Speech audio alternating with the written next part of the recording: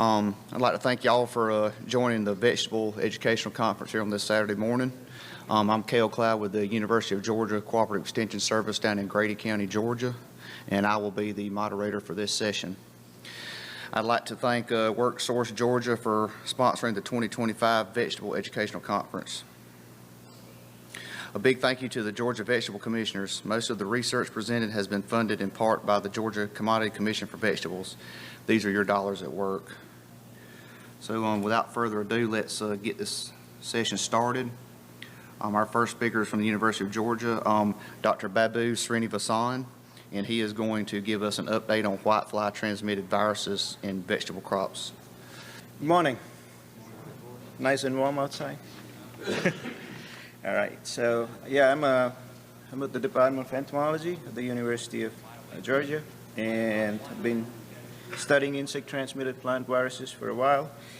And so today we're going to focus on, oops, fell off. Whitefly-transmitted viruses. How many of you all have to deal with whitefly-transmitted viruses? Quite a few. Okay. All right. I hope I say something useful to you all today. Okay. Let's get started.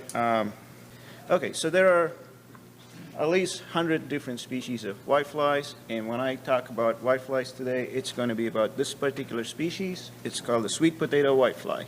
That's basically what we all encounter in the fall, and it's a serious fall pest, and especially pumpkins and cucurbits and tomato. Just to give you an idea of what the insect is and the life cycle is, and it won't take too long. So it's a very small insect. Adults are really small, as you can imagine. 1 to 2. Okay, let me see. How about now? Better? Okay, great. Okay. And so both the nymphs and adults are pests, and they feed on your plants, and the whole life cycle that's shown at the bottom. It takes about a month for it to complete its life cycle, and if the weather is if the temperatures are warmer, the life cycle goes faster. So again, it's got a very high, broad host range, colonizes many different crops. Especially we are concerned about vegetables, and mostly within Solanaceae and Cucurbitaceae, which would include your tomato and all your cucurbits, and also legumes like snap bean. It also infests other crops like cotton, but that's not of our concern today, at least. Okay, so also I said there are several different species of whiteflies, but within the sweet potato whitefly, we have what's called as a species complex, right? Which means that there are different kinds of sweet potato whitefly, and what we have now in the U.S. is they are the invasive cryptic species. So cryptic species are something that are not morphologically different, but physiologically and biologically they're different, right? So we need to understand some of these differences. I'll try to be as generic as possible. So we have 2 of those now, which is called as B and Q, and both of these came from the Mediterranean, North African Mediterranean region, Middle East. If you can see it, I see if I. Can you see my pointer, Bill? No. Oh. Okay. Yeah. So right around here. So that's where they came from, and they actually, they displaced our native species, which is known as A, cryptic species, which stands for Arizona, because that's where it was first identified. But since the mid-1980s, we've had B, and recently, I would say relatively recently, from 2004, we've started seeing Q. And in Georgia, even more recent than that, but still B is the most common biotype or cryptic species that we have today, okay? All right, so we did some sampling over the years, and those are the different sampling locations in 13 different counties, as you can see. And what we found was that, again, reiterates what I said before. Q is very minimal. It was just found in 1 county in Clark, and maybe one in Spalding as well. So we believe these were actually greenhouse escapees, even though we found them on some bean plants in those places. But overall, still, we just have B. That's what the genetic markers show us, at least for now. But what's also interesting is that even though we found both B and Q, and why is Q important? Because Q is also more insecticide tolerable, and it can develop resistance to insecticides faster. So that's one of the reasons why we're really concerned about Q. Okay. So what we found was that there's very little population differences between B and Q. I'm sorry, within B and within Q. And what that means is that the whiteflies that you see in most of these crops are homogeneous, pretty homogeneous, and when they move, and they actually move from one to the other.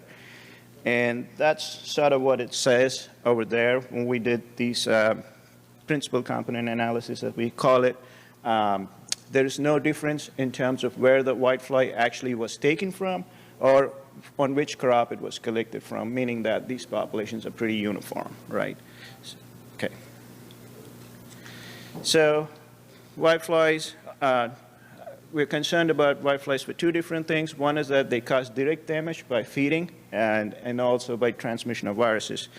And so when they actually move in the fall from other crops such as cotton, especially when it's close to defoliation, and you get a lot of population, you get population explosion, and that's typically what we deal with in the fall. And the feeding by itself is a problem, and it can cause, mainly because it can cause physiological disorders. One of those is irregular ripening in tomatoes. Both nymph and adult feeding can cause this. And the other one is squash colonization, especially by the nymphs, can lead to some sort of phytotoxic effects based on components of the saliva of the insect, and that leads to silvering of cucurbit crops, especially squash, right? These are issues that we typically face when we have heavier populations or higher populations in the fall, okay? And the other concern, or the main concern that we have, is that they also can transmit viruses. And why are whiteflies very good at transmitting viruses? Is because, as I said, they are phloem feeders, and what they do is when they feed on these plants, they cause minimal damage to the cells. And for those of you are familiar with viruses, they're obligate parasites, which means that they need living things to survive, right? So the whiteflies, when they feed on these plants, they maintain the cell integrity when they transmit or inoculate these viruses, which means that the plant is still functional and the cells are still functional, and this allows the virus to replicate, right? So just a very generic thing with most viruses, even animal viruses. And especially these are phloem-limited viruses, which means the virus is only present on the phloem of the plants, and they're transmitted in two different ways. And one is semi-persistent, and the other one is persistent. And these processes are very complicated, but I want to just show you that there are a couple of things that you can remember. Basically, these distinctions are based on two things: how long the virus is present in an insect and where it is present in an insect, okay?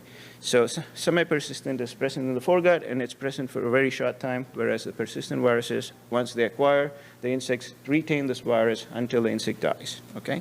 So those are difficult to manage.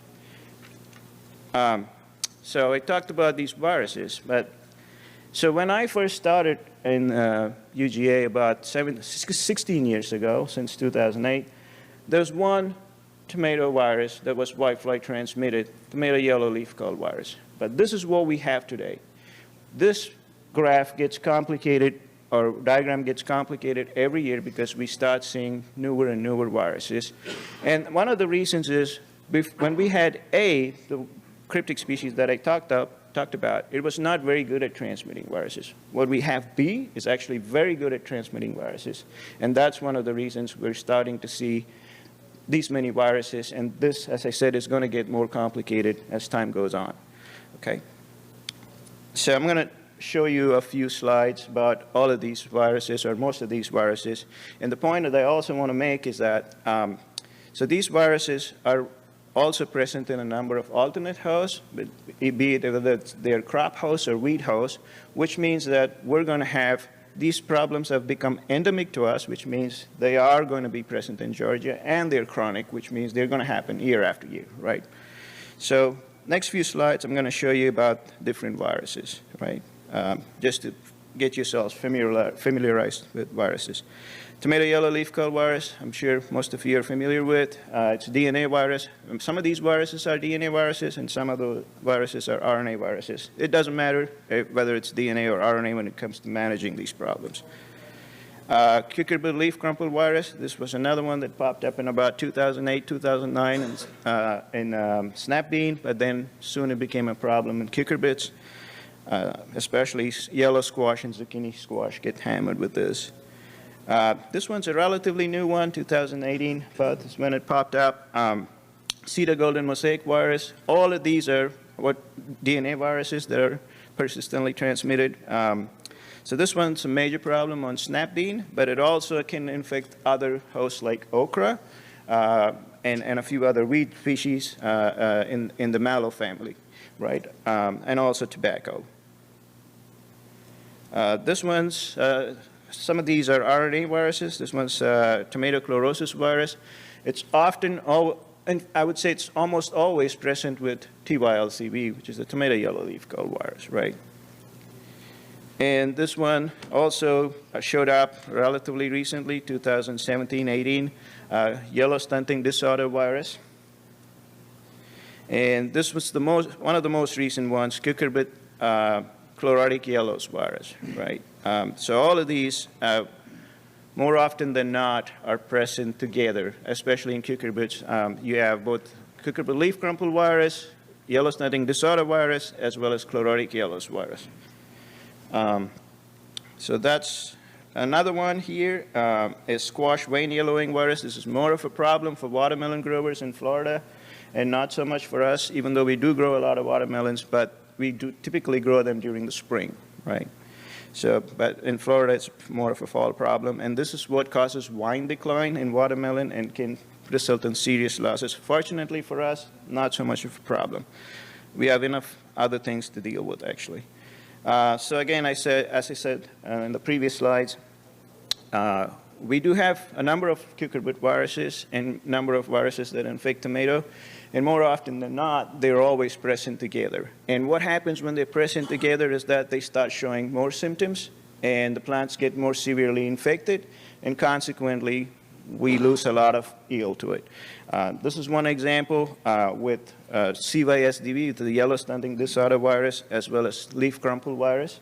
And when we did this work, we didn't really know, but we also think that it was infected with cucurbit chlorotic yellows as well. So, mixed infection is very common for us, and this becomes a huge problem because, especially Dr. McGregor is going to talk about it, when you breed for resistance, they may be resistant to one virus, but not the other one, and that's in the complex, right? So that's very challenging to deal with. And you can see the difference when you have the label A is a plant infected with 2 viruses, and label B with 1, and C with nothing. And these are the same age plants, and you can see the difference that these viruses can have when they're present together. We also have similar situation in other crops. In tomato, I talked about TYLCV as well as TOCV, which is the chlorosis virus. We're also starting to see some of the tomato yellow leaf curl virus infections with cedar golden mosaic infection. So we don't really know what that actually means, but you can see a pattern arising that some of these viruses almost are always not single infections, and you have multiple infections. Okay, so as I said, the web diagram that I showed is going to get complicated year after year, and this is something that we don't have yet here in Georgia, but it's present in the U.S., and that's something that we need to watch out for. First one is watermelon chlorotic stunt virus. This is also a whitefly-transmitted virus or a DNA virus. It's a problem starting to arise in California. We haven't seen it elsewhere in the eastern part of the country yet, but that's something that we got to keep our eyes open for. Okay, this one, I just threw it in here because I thought I was going to cover for Sudeep as well. He's not here. This is not actually a whitefly-transmitted virus, but it's a mechanically transmitted virus. It's called as tomato brown rugose fruit virus. And this is, for those of you who are familiar with tobacco mosaic virus, this is what belongs to the same genus, Tabamo virus, right? And once you get it in your greenhouse, it's just going to be a real problem to get rid of because it's mechanically transmitted and it's very, very stable. It can be on clothing, it can be on greenhouse implements, even soil and those things, and it can survive for a very long time. So we have it in Florida, unfortunately, and also in other parts of the country. It's right now Mexico is getting hammered by this. And so that's something that we need to watch out for. So just keep in mind. Another one that's very similar to the rugose virus that I showed to you before, also a Tabamo virus, cucumber green mottled mosaic virus, CGMMV. Again, was only detected in California, nowhere on the East Coast yet, but very similar issues if you have to deal with it, right? So again, this sort of concludes some of our list of viruses that you're going to watch out for. They also can be transmitted in other forms, as I said, besides feeding, transovarial transmission or mating transmission. These are not really big issues at this point because we've done some work over the years and we see minimal transfer of these viruses through non-feeding methods. And they result in no plant infectivity following either of these methods. Again, we believe that these contribute very minimally to the epidemics. But what we need to watch out for then is that alternate house and weed house, right? And those are the ones that are going to keep these viruses in our system year after year, right? So here what we see is, you don't have to know the details, but what I'm trying to say here is that cucurbit leaf crumple virus can infect tobacco, squash, as well as snap bean. And when this virus moves to squash from these hosts, it can be different. Squash to squash transmission is much more efficient than transmission from tobacco to squash or from snap bean to squash, okay? So again, a very similar situation here.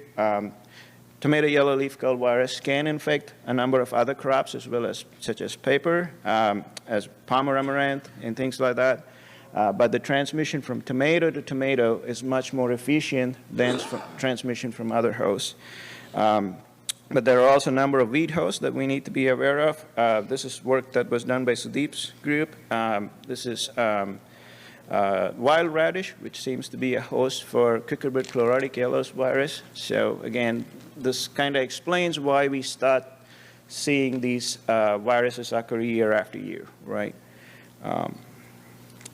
And this is work that Babesh did with cucurbit leaf crumple virus, where carpet weed is a host for these for leaf crumple. So we're starting to dissect these systems where we're, once we do that, we're going to find more and more hosts. And what they mean in terms of epidemics, we still don't understand it fully, but bottom line is this provides a logical explanation for why we start seeing these problems year after year, right?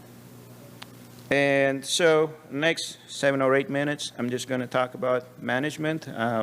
So the idea of the previous slides was to introduce you to the diversity of Whitefly-transmitted viruses we have, and what can we do about it is what we're going to talk about in the next 7 or 8 minutes.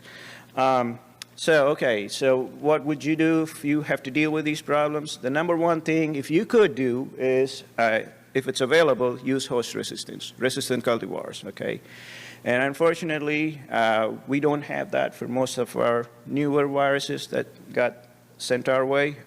So we'd have to deal with it in other ways, especially use there's no single magic or silver bullet that we have at this point. So we would have to use a combination of methods that we have, cultural and chemical, and that's what I'm going to talk about in the next few slides. And one of the issues that we have when we have to deal with viruses is that, if you're going to just manage whiteflies, right, you can go spray on a threshold-based schedule, right? But can anybody tell me what the threshold is when you have whitefly-transmitted viruses? That's right, it's 0.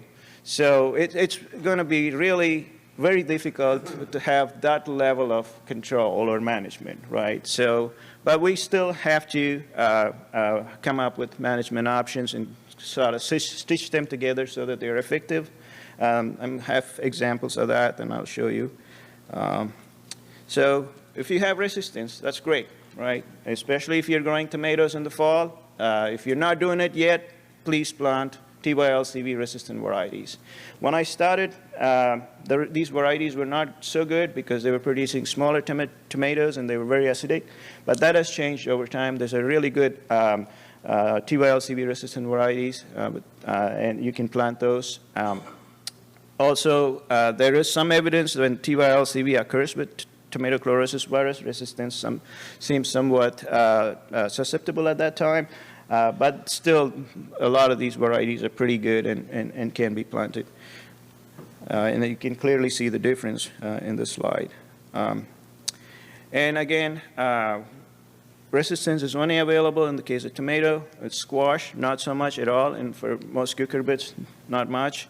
So a number of programs are actually involved in developing resistant varieties, and our group is assisting those programs to screen for them in the greenhouse so we have a better controlled way of doing things and assessing resistance better. And this is some example that I've been doing with Dr. Datta Babesh with snap beans, and you can see some of the germplasm materials and cultivars are actually tolerant to both cedar golden mosaic virus as well as cucurbit leaf crumple virus. But when they occur together, it's a problem. Right, but even there, we see some are performing better than the others. And with squash, again, we really have very little in terms of resistance to leaf crumple in the other viruses. Between the yellow and zucchini, which are marked by yellow and green ovals, zucchini seems a little bit more tolerant, but still can get hammered in the field. And you can see that in terms of yield. Zucchini yields a little bit better, but still every single plant in the field can get infected if you have a very high whitefly population. Again, this is Dr. McGregor is going to talk about this in detail, so I'm going to skip over it.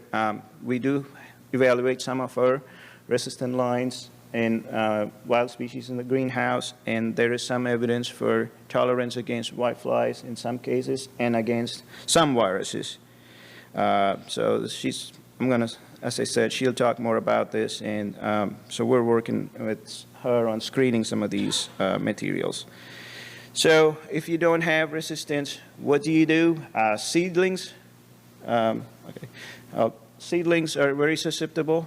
So if you can protect them in the greenhouse with either netting or with immune defense response boosting compounds or insecticides, they would work better, right? So if under protected conditions, we see very little whitefly infiltration and virus incidence, or no virus incidence at all, as opposed to not protecting them. And when you plant these in the field, you're actually making the problem worse. So protect them in the greenhouses if you can first.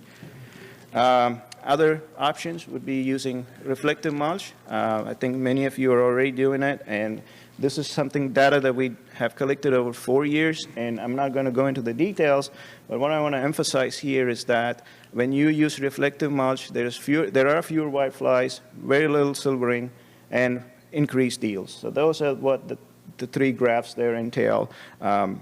So silver mulch is the bottom line if you're going to plant tomatoes and tomato and squash in the fall. Insecticides, we have this sort of a necessary evil at this time. They are effective in reducing probing, as well as the time that they spend probing on the plants. But they, again, this is just to show the mechanics of feeding, but they are efficient in terms of suppressing feeding, but in terms of transmitting viruses, they are not, okay? So protecting the seedlings early and then insecticides are the way to go at this point, I guess. But what's another important point that you want to consider is using row covers, especially in the fall. And as you can see, the silver leaf intensity, as well as virus symptom severity, as well as yields, all do much better with row cover than any of the insecticides that you use. And you could use insecticides like Xrel, Symbionts, All of those are somewhat effective in reducing the whitefly feeding, but not so much in terms of reducing transmission. Row covers stand out way better than any of the rest. A combination of silver mulch and row covers would definitely be the best option that we have so far. And this is something that Dr. Bhabesh Datta did with the demonstration trial. You can see that when you have silver mulch on top of the row covers, it's definitely much better. So those are your go-to options, and I wouldn't skip those. You can also add insecticides to protect them. So, so we're still working on more of these, dissecting some of these mechanisms, and we're testing a few other things such as push-pull tactics, and down the line we would want to use our labs working on insect proteins that could be used as, you know, double-stranded RNA materials for application, but we're not there yet, another 5 to 10 years from there. Organic production is also something we're interested in. So I think that sort of sums up what I have, except for one last slide. So we have this tool for tomato yellow leaf curl virus, wherein we tabulate different cultural options that are available, and then our idea is to add risk points to each one of these options, and then come up with a risk score, and you want to be in the reduced low or medium risk as opposed to high risk, and that way you can minimize some of the losses. And Bhabesh and his group we're also working on doing the same for squash, okay? And that'll be out soon, I believe. So that's pretty much it. I think I'm right about there. Yeah, anyways, we appreciate the GACCB for funding for all these years and the support, which helps us get funding from other places. I want to acknowledge all the collaborators in my lab group. So thank you for listening.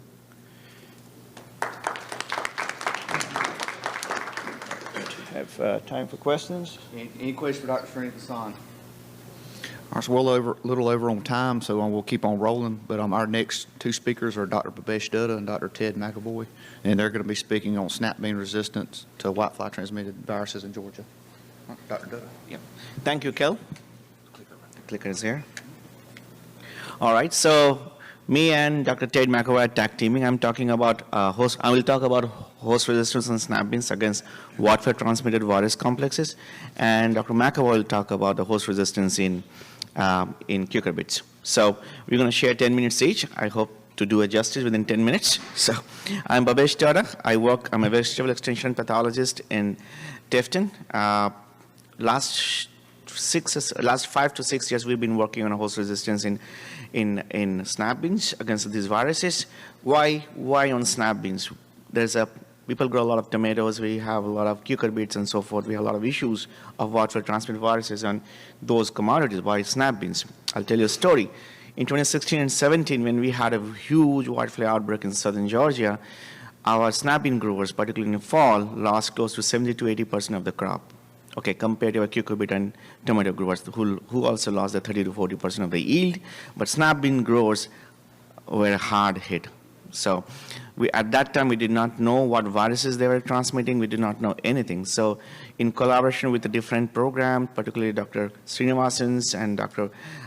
Sparks, and back then we had Dr. Coulong and Dr. De Silva, we figured out what virus we were looking at, and then we wanted to provide some solutions to our growers for for subsequent seasons. So what are the commercial varieties they should grow that have some level of tolerance to that particular known virus? So what you're seeing here, if you see, okay. So what you are seeing here is a snap bean plant. This is how a 2-month-old snap bean plant will look like, and this is the virus-infected snap bean plant. And the virus I'm talking today is called Ceda golden mosaic virus. All the snap bean can get Ceda golden mosaic and cucurbit leaf crumple virus, but in most cases, this is the predominant virus that drives this infection. So you can see this is a 2-month-old snap bean plant. This is what a grower would see if they plant a susceptible line.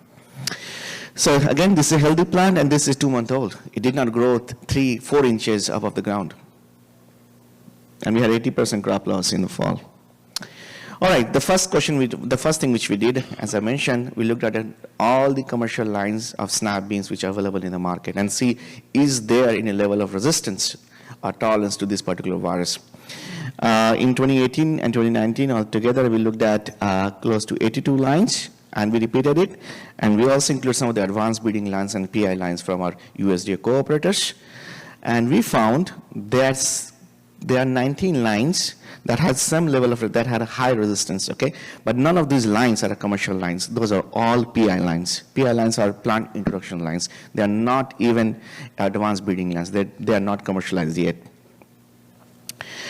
We also found that some of those PI lines, which are highly resistant, they're also resistant in the greenhouse when exposed to Cedar golden mosaic virus or cucurbit leaf crumple virus or together. So they're resistant to single infection with both viruses and also to mixed infection. That's the good news. What you're seeing here is the response of the susceptible lines and response of the resistant lines.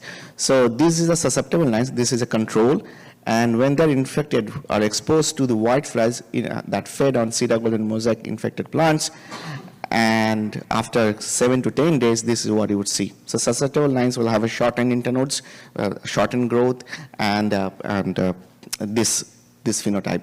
Whereas the resistant ones grew as good as their control plants. So this was a good news.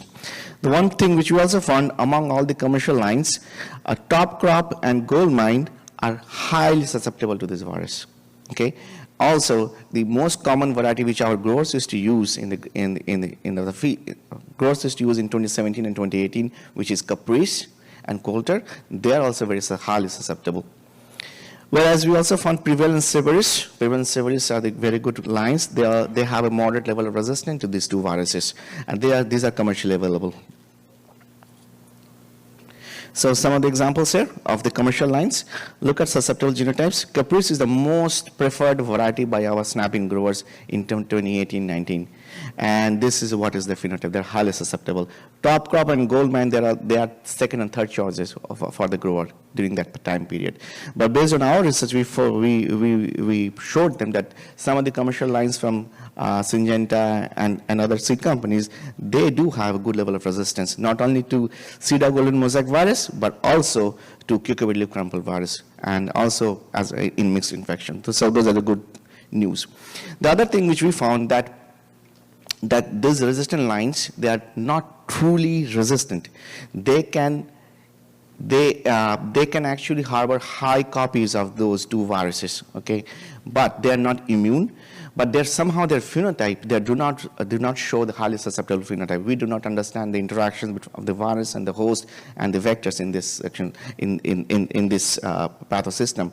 So those are things which we'll be working later. But long story short, we have commercial lines and snap beans that are resistant to those two viruses together. So now, this is the snapshot. We do not have any commercial lines which are highly resistant to all those two viruses, but we do have at least 5 different lines, commercial lines, which are moderately resistant to these two viruses, like Baron, Prevail, Momentum, Poverins variety 857, and Severis. And if you see the choices of varieties by our commercial snapping growers over the last 3-4 years, they have moved away from these lines, Caprice and Goldman, which are highly susceptible, to these lines. Particularly if you want to grow snap beans in fall in southern Georgia, you may have to rely on these lines. Okay, apart from this, we also wanted to see how we can integrate some of those highly resistant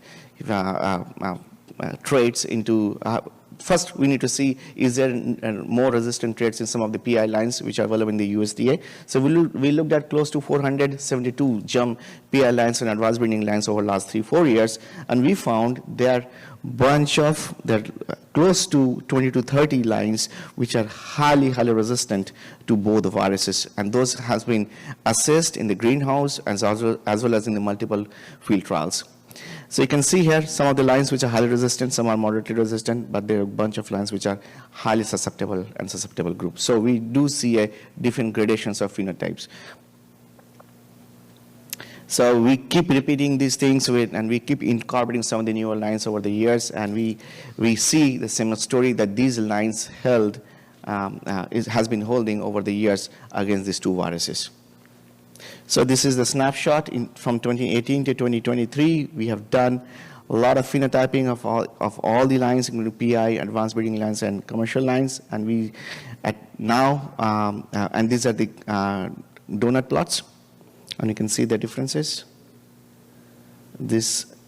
We have sequenced all these lines, and we are currently in the very last stage of finishing up our GWAS analysis to see how these traits are associated with the phenotype and genotype and so forth. So, to long story short, some of the PI lines or some of the advanced breeding lines which we have identified will be incorporated in the UGA snap-in breeding program, and Dr. Amal Nankar, who's our vegetable breeder in Tifton, he will be helping us. And Syngenta, some of the work which I have done with Syngenta and their advanced breeding lines, and they're actually going to introduce some of these lines in their breeding program. So hopefully next 2, 3, or 4 years, we're going to see new commercial lines coming out in the market which are resistant to both the viruses. So with this, I'm going to switch it to Dr. McAvoy. Any questions on snap-in? Okay.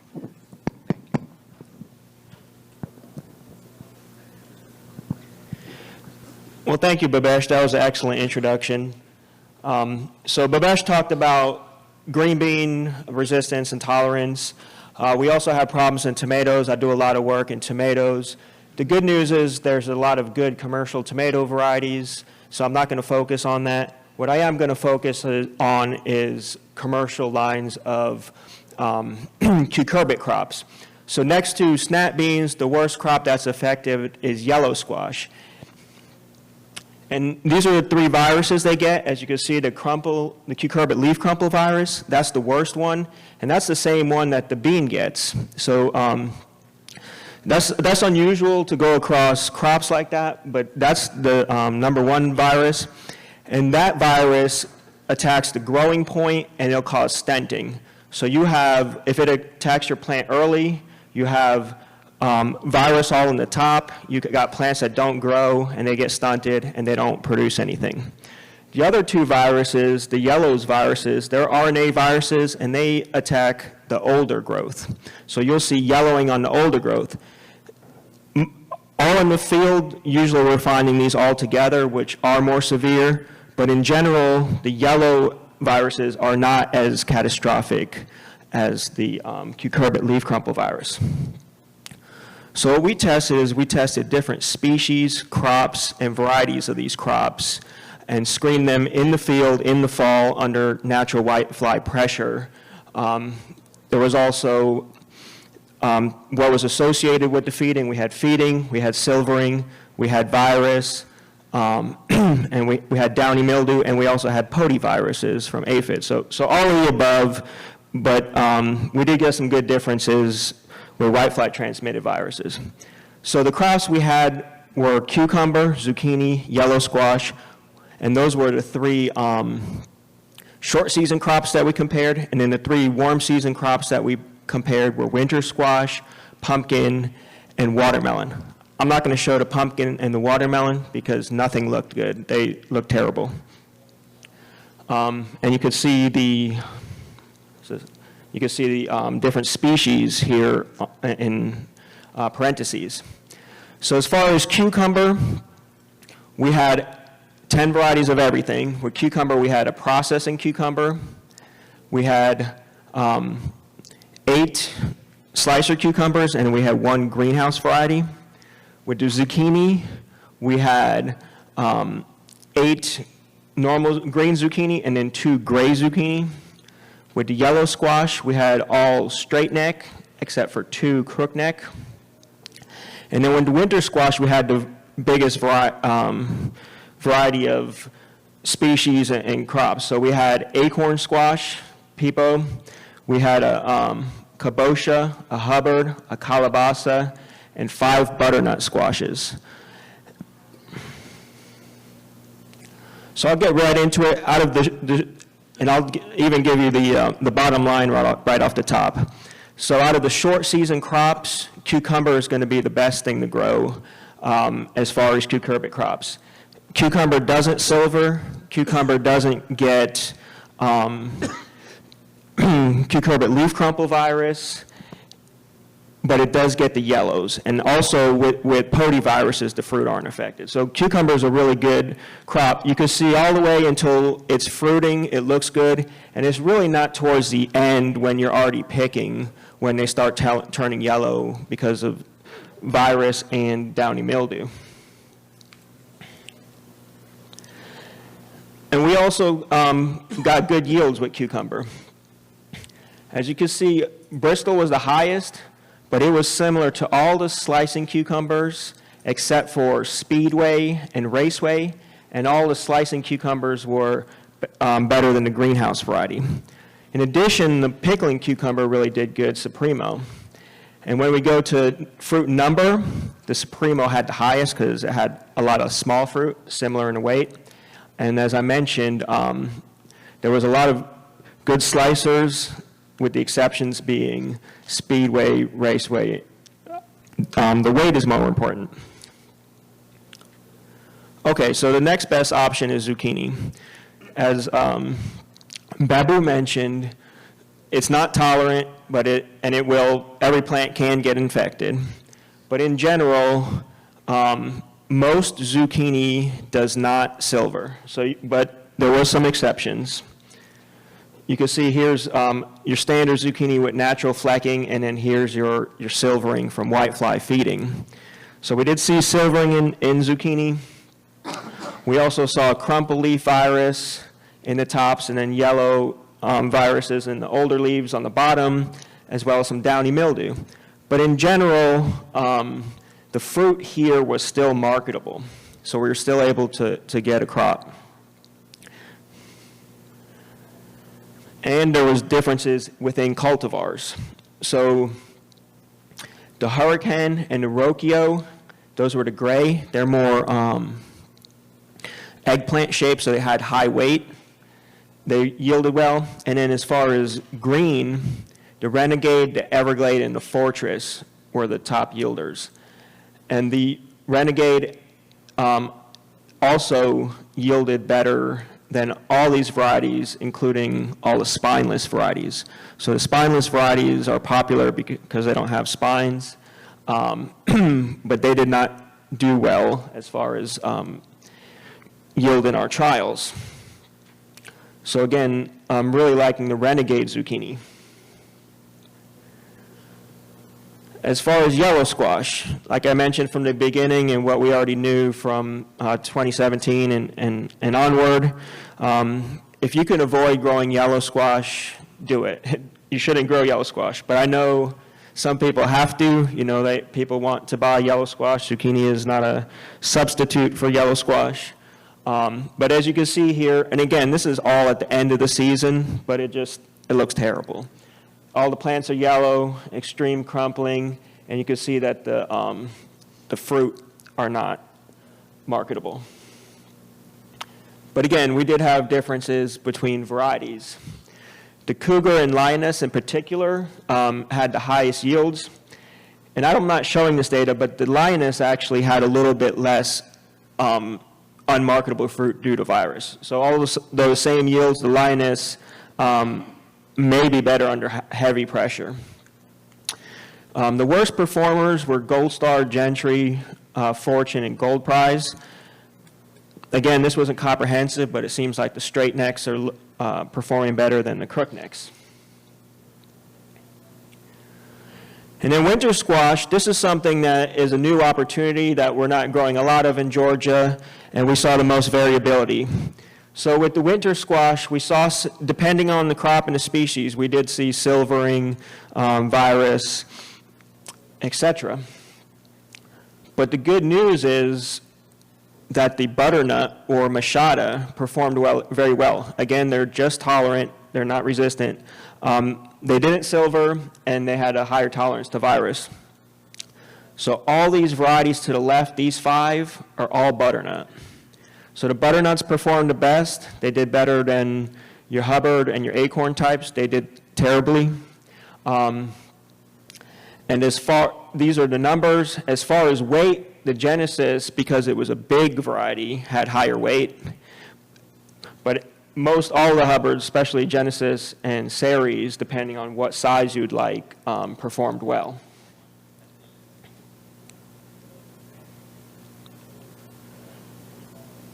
And that's the end of my talk. I also would like to mention, I should have done this in the beginning. This is my graduate student, Nirmala's work, who's sitting right here. And she has a poster with her butternut or her winter squash trial out in the hallway. And she's done this for 3 years, and we've finished our field work. In the future, I'd like to continue to do all these cultivar screenings, because that's what growers currently have. And as breeding programs come out with new material, I'll add them into the screenings. That way, we can have the best information for you.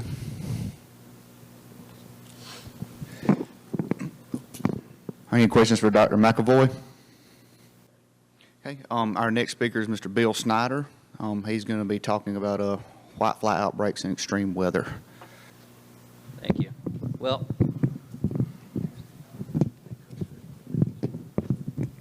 I might not be smart to get this out. Well, this is turning out to be like one of these stress streams you have sometimes, because as I'm looking at that, that's an older version of the talk that I appear to have accidentally uploaded, so I'm going to have to play this by ear a little bit.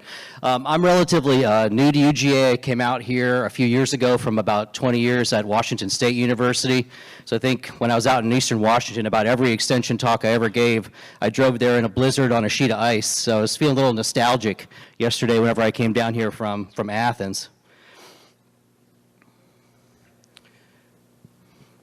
Okay, so what my lab is interested in is trying to figure out why are whiteflies so abundant in some particular times and places and not so abundant in other times and places. Because if we can figure out what's triggering these whitefly outbreaks, our ultimate goal would be to be able to predict, okay, seeing what's happening in the field this year, we know that this particular field, this particular site is going to experience a whitefly outbreak a couple weeks from now, 2 weeks from now, a month from now, whatever, to allow growers to be able to plan. And also, maybe we can figure out what's triggering these outbreaks. We might be able to change management practices to make them less likely to occur. Okay, so everybody here knows these whiteflies weren't a major pest until around 2016 and 2017. And one clue that we got for what might be going on is we know that those years were some of the hottest and driest years ever recorded in Georgia. Okay, but there are 3 basic hypotheses I found out when I moved out here that people thought might be the reason that whiteflies have become such a problem. First of all, the extreme heat and drought that I mentioned seem to be associated with whitefly outbreaks.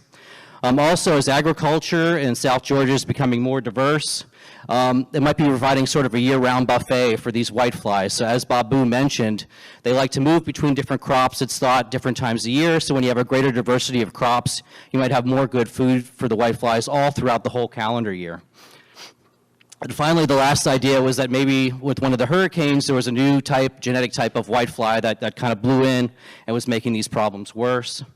I'm mostly going to talk about the first 2 of these. We've done a little bit of genetic work looking at number 3, as Babu also mentioned. And we don't see different genetic types of whiteflies that we would associate with a new invasion of some new genetic types. So I don't think that's really the cause. Rather, we think that some combination of these first 2 that might be the reason. Okay, just take a second. So why might extreme heat and drought make whiteflies more problematic?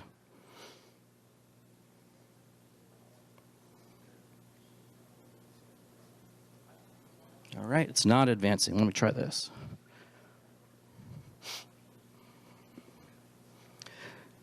Okay, so what normally happens, why insects aren't always pests, is that these pest insects are kind of between a rock and a hard place. So are trying to be killed in a couple different directions. So first of all, the plants themselves have defenses that they use to kill the pests. So they make different poisons.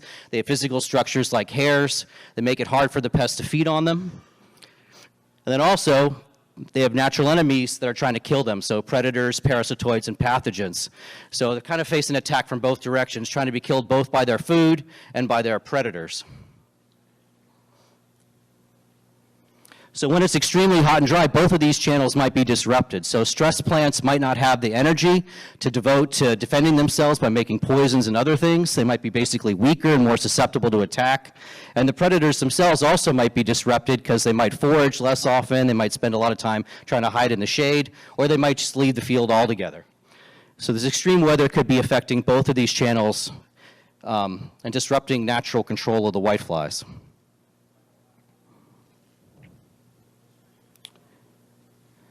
So of course, if the predators are unhappy, the plants are unhappy, the whiteflies are going to be super happy. So whiteflies love having stressed plants. They love extreme heat, makes them go through generations more quickly. So happy, happy whiteflies if the other plants and the natural enemies are unhappy. Okay, this is a big team project with a whole diverse crew of folks at UGA and Research and Extension, also at USDA. But we all know that professor types like me mostly sit in the office and write reports and grant proposals. It's really the graduate students and the postdocs that actually do the work. So it's Mike and Olivia and Apurba were the folks that actually did all the heavy lifting for the data that I'm about to show here. And they took advantage of a really amazing data set that Apurba had gathered between 2018 and 2019. He had 125 sampling sites throughout South Georgia where he had sticky traps that whiteflies would get stuck onto. And he went out there every week during the growing season and every other week outside of the growing season for 2 years. So he had an incredible amount of information about where and when whiteflies were becoming particularly abundant throughout the main kind of vegetable growing region of South Georgia. And what Mike and Olivia did then is they constructed some very, very complicated statistical models, and I'm not going to talk too much about the details, but these models included a whole suite of factors we thought could be explaining whitefly abundance. Then you run the models and you see where do the data actually match what's happening with whiteflies and where the data not match what's a particular cause. So things like insecticide. Oh no, I might be losing my laser pointer too. Okay, let me try this. I think we're almost out of the battery on this. So things like insecticide use. So when you're using a lot of insecticides around a field, inadvertently you can be killing natural enemies, disrupting biocontrol. We think that the whiteflies might be jumping between different crops during the year. So we looked at things like cotton, vegetables, brassicas in the surrounding landscape. And we also looked at some weather variables, basically how hot and cold it was during the time that the whiteflies were sampled. So the statistical models themselves were really complicated, but luckily the output from those models was really simple. So consistently, so whenever you're doing a model fitting exercise with real world data like this, there's so many different factors that could be affecting the abundance of the whiteflies in this case that you don't often find a really clear pattern. So when you do find a clear pattern like this, like we found, it makes you think maybe you're onto something. And what we found really consistently is that whiteflies were the most abundant in times and places that were particularly hot and particularly dry. And these outbreaks were particularly bad in places where in the surrounding landscape insecticide use was relatively high. So heat, drought, and relatively high regional insecticide use associated with the highest numbers of whiteflies. And so, of course, this seems to be consistent with the first possible cause that I laid out, where the plants are weaker when they're drought stressed, and the natural enemies are also not functioning as they should be under extreme weather conditions. Okay, so we wanted to go, so what we next thought about, okay, so if the whiteflies are reaching the highest abundance when it's hottest and driest, we think that in the yearly life cycle of the whiteflies, that's when they're going to be in cotton fields. So cotton is a very high acreage crop, and the whiteflies are thought to be there in the summer when drought and heat are going to be most likely. So we started to focus on cotton, can we see some evidence for heat and drought causing more severe whitefly outbreaks in cotton during these hot and dry times of the year. And these are the folks that actually did the work I'm going to talk about next. Jordan and Pedro are 2 postdocs, and Krishna, who's a PhD student. So once we started to focus on cotton, we worked with Philip Roberts, who's the extension entomologist in my department. So we're trying to figure out how can we see whether or not drought is actually leading to more whiteflies. And Philip pointed out that whenever growers are growing cotton under center pivot irrigation, there's sort of a natural experiment that's established where we have hot, relatively dry and relatively wet cotton in the same field. So here under the irrigation pivot, the cotton plants are going to actually get irrigation, so they're relatively wet, but the same cotton varieties planted at the same time, planted identically, also in these corners here, where they're outside of the reach of the irrigation boom. This is what we call kind of a natural experiment where you have relatively drought-stressed and relatively well-watered cotton in the same field. So we went out to these cotton fields, collected lots and lots of whiteflies, natural enemies. We collected plant tissue to look at their defenses, just to try to see, could we see evidence of disrupted biocontrol or weakened plants and then higher whitefly abundance in droughted versus well-watered cotton. Just so to point out, this is fun work. The way we collect our insects is using the DVAC suction sampler. This was basically a giant vacuum. So this thing, it's a lawnmower engine that's bolted to a piece of sheet metal. You wear this on your back, and it creates suction that draws the insects up into a collecting bag. So as you might imagine, this is a lot of fun to be carrying around a lawnmower on your back in Georgia in August. So you don't see me in these pictures. I'd probably be in the hospital if I did this thing. Okay, so we did a second approach to constructing complex models. Here we use what's called structural equation models. I could spend 2 hours up here trying to describe exactly how these models work. It's pretty complicated to do and pretty complicated to describe. But what's nice about this type of models, I think they're pretty easy to interpret once you see them. So I'm just going to jump to some of the results. So basically, we're putting together all the factors we think are affecting whiteflies and seeing if this drought versus well-watered condition is affecting any of those factors in whiteflies themselves. So again, so this is what the model output looks like. Oops, I think I might have skipped ahead one. Nope, okay. Okay, so what we care about, here's the number of whiteflies. And one of the factors included in the model was plant water deficit. So we ended up actually taking data from satellite images that show basically how green the cotton plants are, as it was ended up being a really good measure of the degree of drought stress. We're using this measurement of drought stress from satellite images to see truly how water deficient were the plants. First of all, okay, and then each one of these different factors is linked by either a solid black arrow, that means it has a positive effect, or a dashed arrow means it has a negative effect. Lots and lots of interesting information here, but I want to focus in on two things. So first of all, one of our hypotheses is that these drought-stressed plants were good for whiteflies. Sure enough, you see a positive relationship here. So when the plants are more drought-stressed, the model strongly supported that you do see more whiteflies. That'd be consistent with the plant defenses being disrupted. The other thing we thought might be going on is that biocontrol could be changed. And that did seem to be the case as well. So in the drought-stressed cotton, we saw more fire ants. Fire ants, everybody knows, are pretty nasty. Among other things, they will kill other natural enemies. So when we had droughted cotton, we had more fire ants, and more fire ants correlated with fewer natural enemies of the whiteflies. So we saw evidence for both the plants being weaker, more susceptible to attack, and for biocontrol to be disrupted by the natural enemies. Okay, I think this just summarizes again what I just said. So in these drought-stressed cotton fields, we saw more whiteflies. Drought stress equals more ants and fewer other natural enemies. And our next steps then are to try to look at, more specifically, do we actually see evidence from the plant chemistry that their defenses are disrupted, look more carefully at what the biocontrol agents are doing, and then start to think about what would be some things that cotton growers could do to actually change the situation. So we found that reduced tillage cotton tends to preserve moisture in the soil, and that does seem to correlate with a lower whitefly abundance in these cotton fields. So there may be some things that cotton growers are already doing that could indirectly benefit whitefly control in their fields, and then indirectly benefit everyone that grows vegetables, where the whiteflies would move on to their vegetables later in the year. Okay, so I'd like to end with a happy note. So this is where I think we are kind of right now. Whereas we see more extreme heat and drought, we're seeing more whiteflies. When you have more whiteflies out there, you tend to spray more often.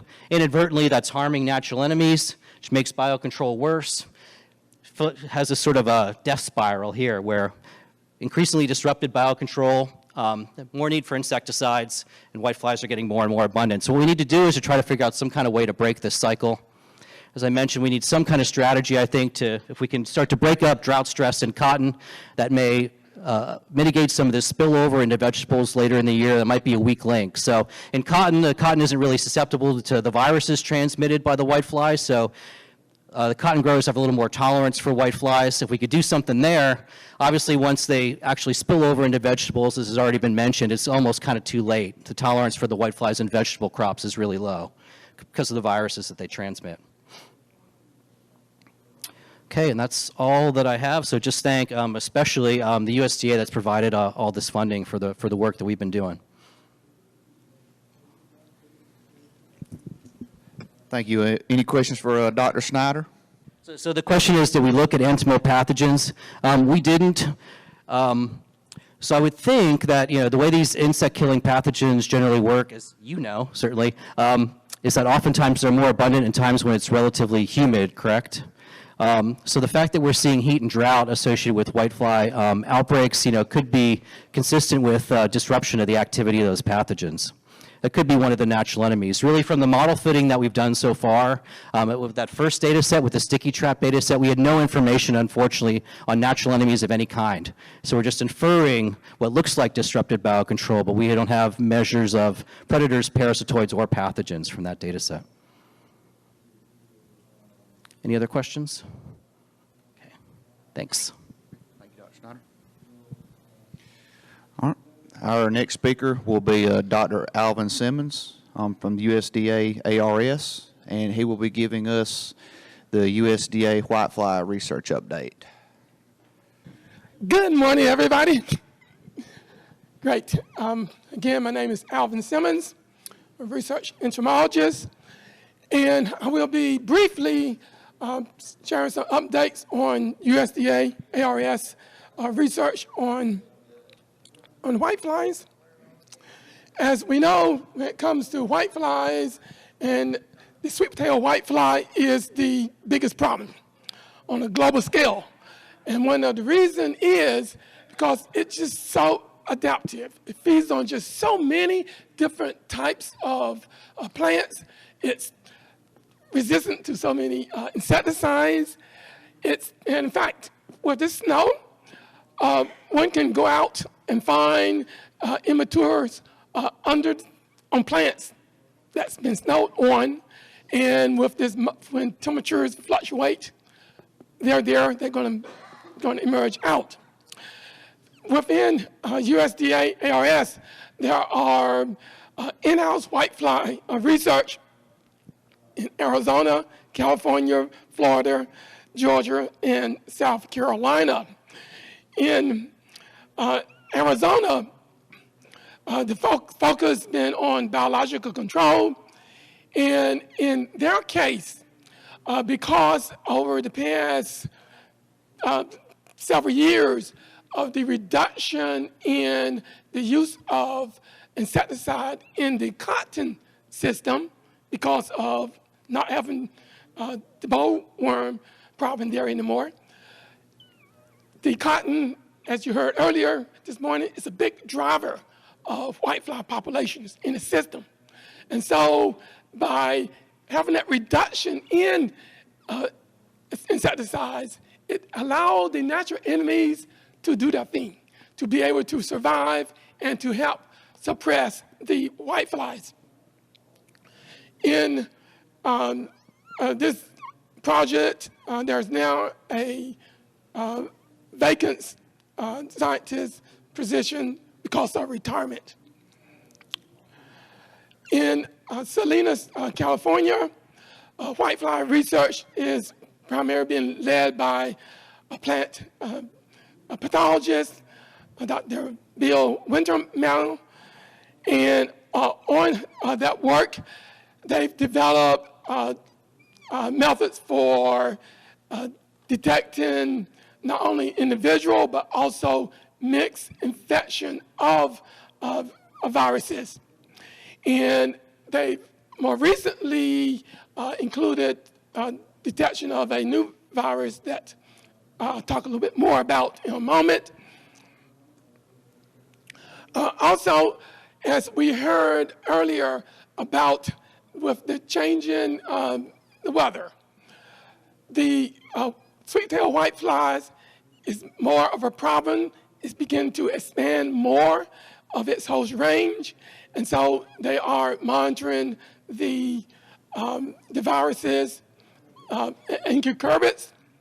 The problems not only in the Arizona, California desert production area, but also more of a problem in the Mid-South, in the Southeast.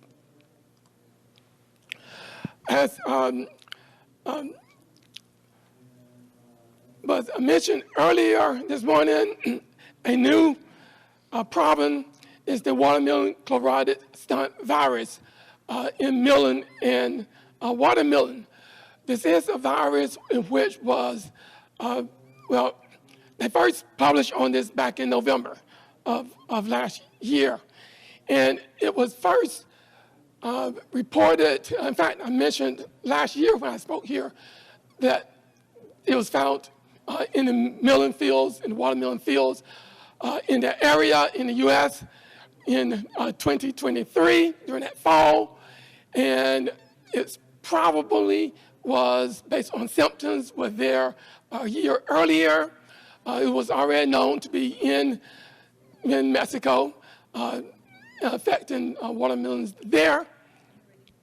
Initially, it was seen in cactus in the U.S., but unfortunately, right now, it's being from no problem to the biggest problem in other viruses in the watermelon production of the whitefly-transmitted viruses. In fact, for 2024, during the fall season, about 93% of the samples were positive. And it's important that not only for watermelon and melon, as was shown in the Middle East about a decade and a half ago, there are quite a number of other crops that are impacted, solanaceous crops, tomatoes, peppers, tobacco, legumes, peas, alfalfa, and plus, unfortunately, what part of health driving the system is the wild plants that are infected by these. And Bill Wintermantel was suggesting that in the Southeast for growers and the ag community to keep your eyes open for symptoms.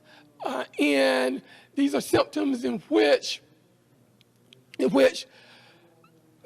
may be similar to others, but it's essential that they're confirmed by laboratory analysis. And Bill Wintermantel is the co-chair of the emerging virus in Cucurbit working group. Rebecca Melson, Mississippi State University, a professor in extension, is the other co-chair. There are a number of other ARS scientists, including Kachu Lean, Scott Atson, Chaka Kusit, among others, including the industry, universities, diagnostic laboratories. Part of the team is about being able to share to the stakeholders about viruses that are impacting cucurbit crops. They have a website as illustrated here in the QR code. Also, for the watermelon chloride stunt virus, it is, which Bill Wintermantel gave a webinar last spring, and this is at this website. There are lots of pictures of the symptoms in which he go in details about. So it should be of interest. In Fort Pierce, Florida, there are two in-house ARS projects working on whiteflies. One, a project on viruses, the other one, an entomology-led projects. And in Florida, there's over 75 different whitefly species in Florida, and it's almost like every year there's a new species that invade. Cindy McKenzie, the entomologist, has developed with colleagues, a papaya banker plant system to help protect the target crop. And this is using papaya plants and the papaya whitefly, which is not a pest of the target crops of poinsettia and tomatoes. And this is for a greenhouse system which would allow the natural enemies, the parasitoids and the predators, to build up on the banker plant, in this case, papaya, and help control the whiteflies in that system. It is quite impressive. In Florida, with the biological-based control taxes that's being looked at there, and research was being led by Dr. Susie Legaspi on a push-pull system in which is notably focused in the high tunnel environment. Earlier last year, Dr. Legaspi has now retired, and I do not know where the status of the replacement of that position. In Tifton, Georgia, research has been going on pests in general in the landscape, which also included whiteflies.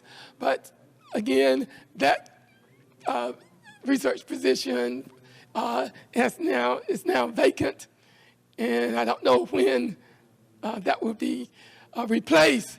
But ongoing in Byron, Georgia, at the Fruit and Tree Nut Research Laboratory, research being led by Dr. David Shapiro-Elan, a specialist in microbial control, entomologist, and a part of the research which he's doing is leading on entomopathogens for whiteflies and other pests.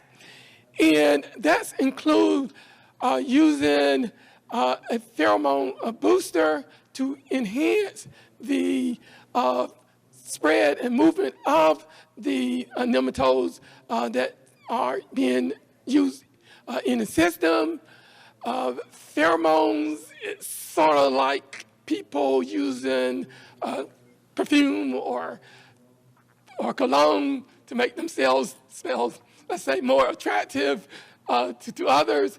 And that is the way the pheromones to help the nematodes to physically move.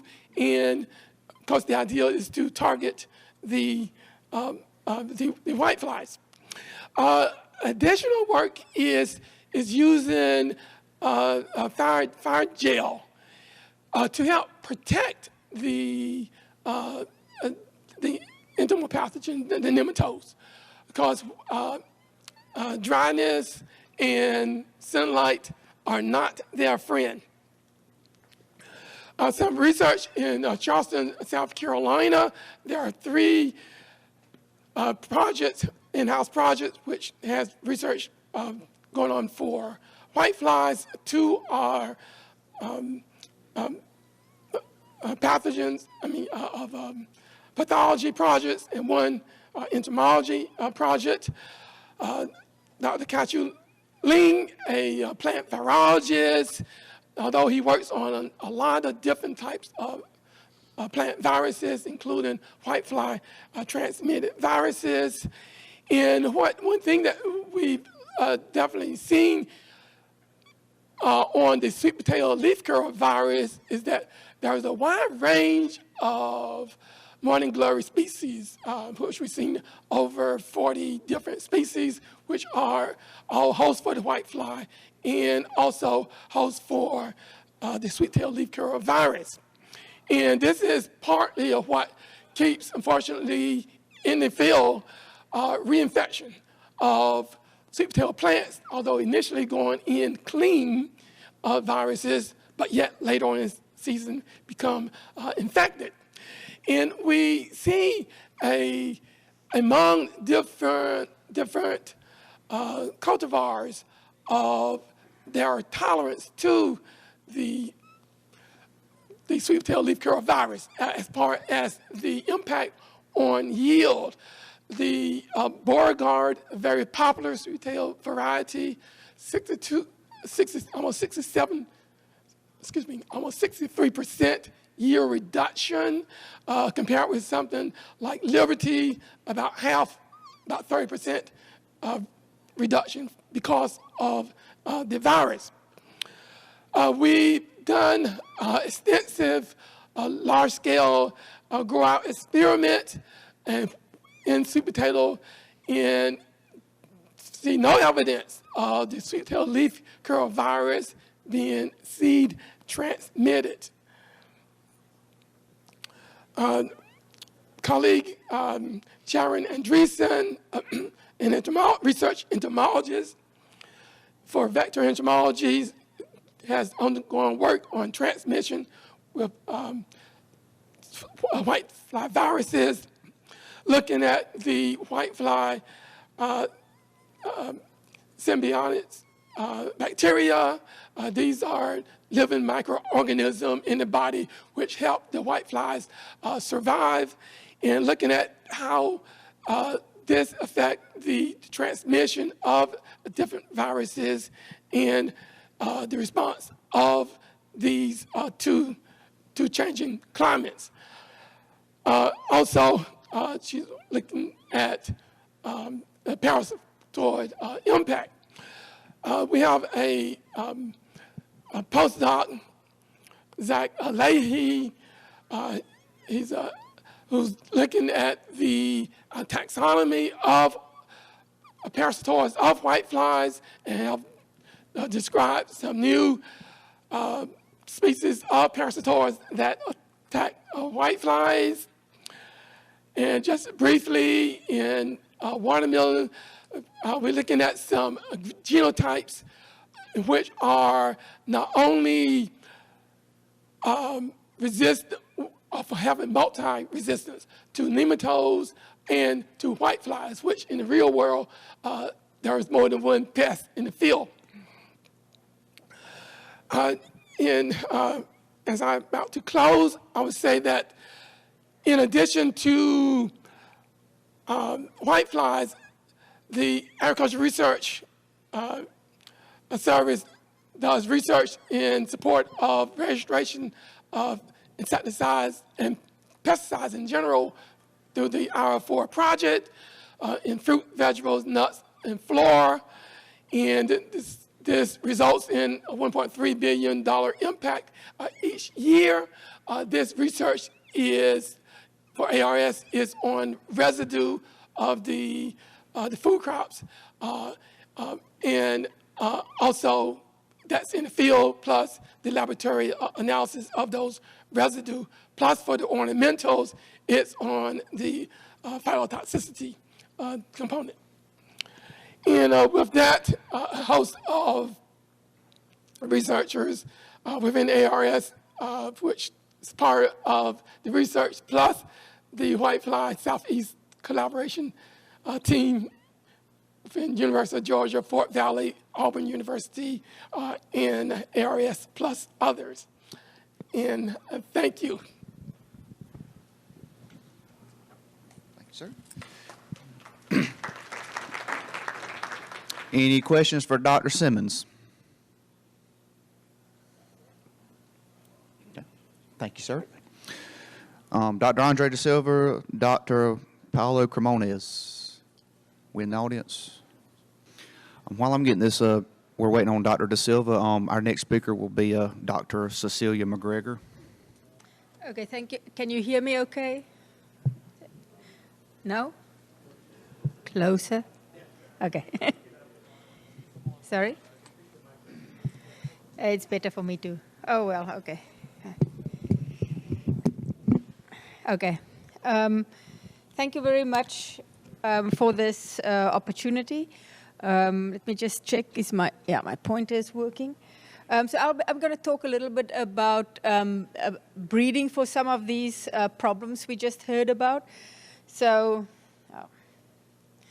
as was already mentioned, the best thing we can have is resistant cultivars. Unfortunately, as you also already heard, especially in cucurbits, there really isn't commercial cultivars available that is highly resistant, especially in summer squash. And so that's what we are really working on. And the viruses we are focused on is crumple and then the two yellowing crini viruses. There are obviously other viruses, but these are the ones that's the most important and that what we are focused on. So the first thing we did is we went and looked to find resistance. So as a lot of people have already mentioned, Ted and a lot of other people have looked at the commercial cultivars, but obviously there's a lot of other material out there. So anything that is basically a cucurbita, so anything that is related to summer squash that we could possibly use for resistance is what we looked at. And we looked at over 200 lines, and they include different species. Because just preliminary, it looked like there isn't a lot of resistance in pepo itself, which is the species of squash. So we looked at everything, other species, commercial cultivars in other species, but also material that is totally wild. And the type of data that we looked at is whitefly counts, silverleaf disorder that is common in squash, and then a visual virus disease score. But we also quantified the viruses. As people have already mentioned, these viruses, they're always in mixed infection. You're never really sure what you have. It can change from season to season what the viruses are. And if there is mixed infection, it can affect how the symptoms of that of the disease is shown. So we do a lab test, and as Dr. Simmons mentioned, Bill Wintermantel at the USDA had a lot to do with developing all these lab tests that make it possible for us to really precisely quantify the viruses. And over here, you can see some of the variety of material we tested. I mean, everything, not the stuff you see in the grocery store, kind of everything that's out there. So I'm just going to show some summary data because we have a lot of data over the past 5 years. But what you are seeing here is just a summary, and I'm just looking at the visual disease scores, but this is confirmed with our lab test. And we have pepo. This is the cultivars or the species that is summer squash and zucchini. Then we have Okeechobeensis. This is a really totally wild material. There's Moschata. This is the butternut squashes and others related to that species. Ecuadoriensis, also a wild species. And then Bridgeline, which is basically, this is from Florida. It crosses between some of these species. And as people already suggested, in pepo, really, there isn't a lot of resistance. So here, the bottom here is the most resistant. Up here is the least resistant. And pepo, you can see there is variation. There is very susceptible material, and a lot of the cultivars we grow is in this group here, very susceptible. There is a few that's a little bit more tolerant, and we are going to work with that, and I'll talk about that a little bit more. But the most resistance we see is in Moschata, so the type of butternut squashes. And then some of these wild material have certain accessions or certain lines that are extremely resistant. And I'll talk a little bit about that also. So after getting these results, we worked with Dr. Srinivasan and Dr. Bag, and they did controlled screens in the greenhouse so that we can confirm this is resistant. Okay, so just what is kind of the implication of this? Well, it takes a lot longer if we have to bring in resistance from other species. If we found high levels of resistance in pepo itself, it would make things a lot more easy. But unfortunately, that is not what we found. We mainly found high levels of resistance in other species.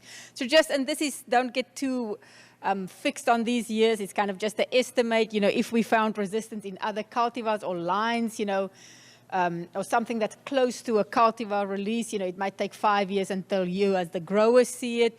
Once we start looking at wild material, we talk 10 years until the growers see it. And when we talk about totally other species, then we're talking 10 plus years before the growers see it. Just to kind of understand what the implication of this is. For instance, Babesh talked about bean, where they had material that's very resistant, that is the same species. So that you are going to see that much quicker resistance in your field, in the cultivars you grow, than you are with summer squash. Okay, and so there's several reasons for this. The first one is that these some of the wild materials and other lines, they don't even look like a squash, right? So you have to worry about the horticultural traits. And if it's other species, you have to worry about, you can't actually easily cross them. So if this is pepo here, what we want resistance in, and this is some of our resistance sources, you cannot easily make those crosses because they're not totally sexually compatible. And so, you know, we have to go through a process where you have to do something called embryo rescue. It just means when we cross these species, the seed cannot support the embryo actually germinating. So we have to go through hundreds and thousands of seed to get one that you can actually get a viable plant of. And that is why that delays this process so much, because in plant breeding in general, it's all about we plant a lot of plants and we select the best one. But if you only get one seed, well, you can't really select anything, right? And so when we bring in resistance from other species, we have to go through this process, and it takes a lot longer. That's why the time until you see a cultivar is so much longer. Okay, but what are we doing in the meantime? We're not going to just wait for 15 years, right?